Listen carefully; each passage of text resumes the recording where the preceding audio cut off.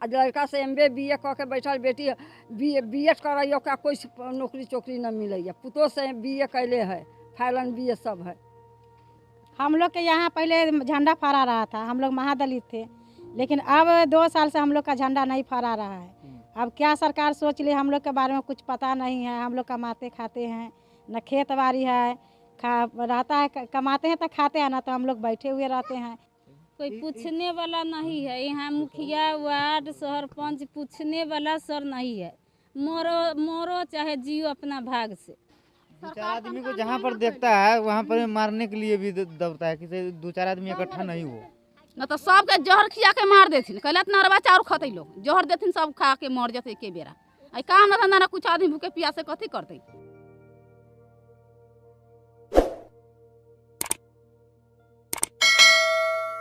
मुजफ्फरपुर की बोचहां विधानसभा सुरक्षित सीट पर उपचुनाव होने हैं, जिसको लेकर राजनीति बिहार में बेहद तेज हो चुकी है और इस उपचुनाव में बड़ा राजनीतिक उलटफेर हुआ।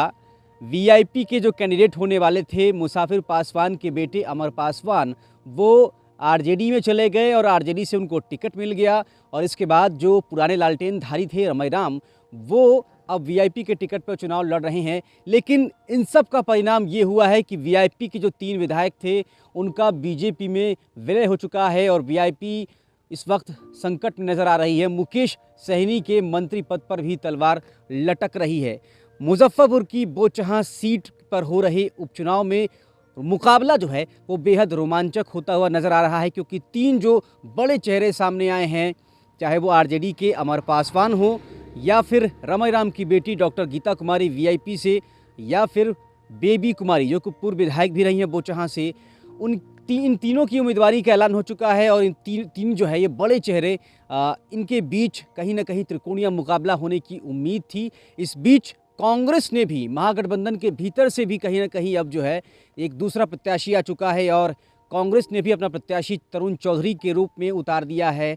और एनडीए के भीतर वीआईपी और बीजेपी के वोटों में बंटवारा होगा और महागठबंधन में कांग्रेस ने यहाँ भी कुशेश्वर स्थान और तारापुर के बाद बोचहां के उपचुनाव में भी अपना कैंडिडेट देकर ये जता दिया है कि महागठबंधन अब सिर्फ नाम के लिए रह गया है बिहार में। और कांग्रेस को समर्थन दे रहे हैं जन अधिकार पार्टी के सुप्रीमो पप्पू यादव, यानी जाप का समर्थन जो है वो कांग्रेस को मिल रहा है और बोचहां में कांग्रेस ने भी अपना उम्मीदवार उतार दिया है।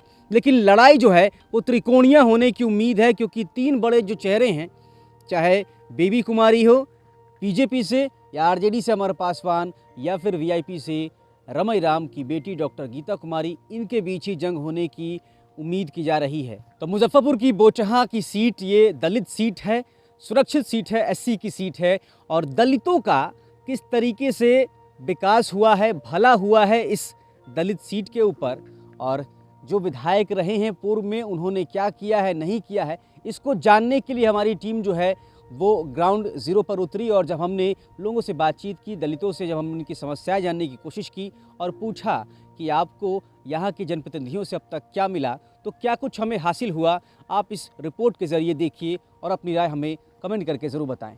ऐसी सीट है, दलित का सीट है ये बोचहां जो है। हाँ। क्या लगता है, दलितों का सीट है, इसके बाद जो है यहाँ से जो विधायक लोग बने हैं, दलितों का कुछ भला हुआ कि नहीं हुआ? अब फायदा क्या है, हम लोग का तो एक बार घूम को भी देखने नहीं आता, खाली वोट के टाइम में आते हैं सर, सब वोट लेने के टाइम में आते हैं, उसके बाद कौन कहाँ है ना है कोई समझे, ये सब है। हम लोग का क्या करें, हम लोग किसको खोजने जाए, हम लोग तो वोट देने के ही इच्छा होता है, उनको दे देते हैं, जो मन है उन्हीं के दे देते हैं, जीत लेते हैं, उसके बाद फिर दोबारा वो नहीं करते हैं। तब मुसहर को यह देख रहे हैं ना, नाली का सुविधा है, नल जल लगा तो ना नल जल से एक ठोप कोई पानी पिया। तो वैसे सरकार से हम कितना पिटीशन दिए, तो 2 ठो महादलित का सीट है, 5 साल वो वैसा ही गया, नल जल कहीं नहीं लगा, खाली टंकी खड़ा हुआ है। और इंदिरा आवास के लिए पूरा बहुत पूर्व मिला, 20 हज़ारिया 35 हज़ारिया। उसके बाद लड़का लोग का शादी हुआ और जो ही है तो एक ही ठो रूम में सारा महादलित का परिवार उसमें रहता है, न बुझाता है कि नया कन्या है, न बुझाता है कि पुराना कौन है। एक ही में उसी में गुजर काटता है। आगे वही सारी उड़ी से घेर उड़ करके बुरा बुरी सूखता है। यही स्थिति है यहाँ का। फ्री में गैस मिला तो हम लोग गैस ले लिया। ओकरा बाद हो गया 1050 के गैस, तो हम लोग के पैसा नहीं है सकरता खाने के लिए। तो चूल्ही पर जरना पत्ता चुन के लाते हैं बांस के, तो नहीं चुनने देता है। हाँ, पत्तों नहीं चुने, मारे ला धीरता है। तो कहाँ से एगो दूगो केनहुकारी से लकड़ी उकड़ी लाते हैं, तब चूल्ही पर बना के खाते। 1050 रुपया होगा तब ना गैस डलाएंगे। चूल्ही पर पका के खाते हैं। मिट्टी के चूल्हा पर हाँ, मिट्टी के चूल्हा पर।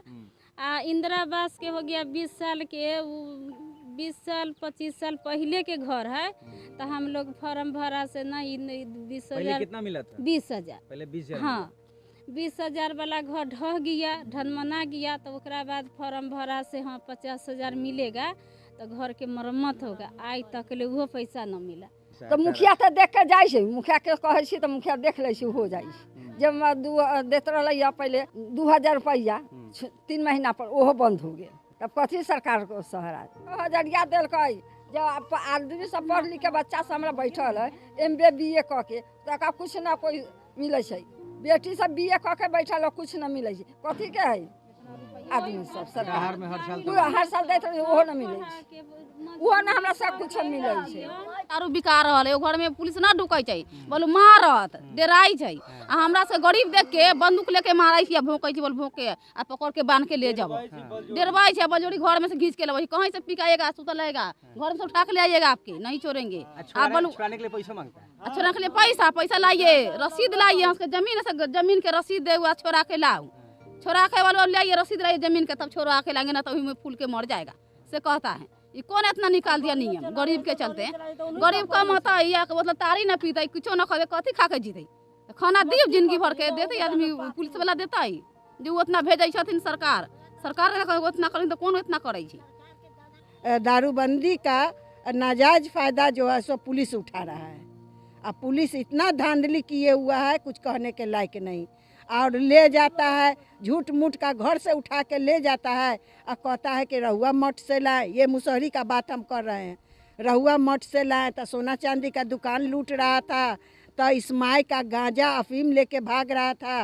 और जो आदमी को यहाँ से वहाँ तक चला ही नहीं होता है, हाँ झूठा केस में फंसा दिया। सब बच्चा के पढ़ता है। अब पढ़ लिख के लड़का सब घरे बैठा है, कोई काम न। हमको घर नहीं मिला, 10 साल हो गया बेटा के शादी के, अब तक इंदिरा आवास नहीं मिला, राशन कार्ड नहीं मिला।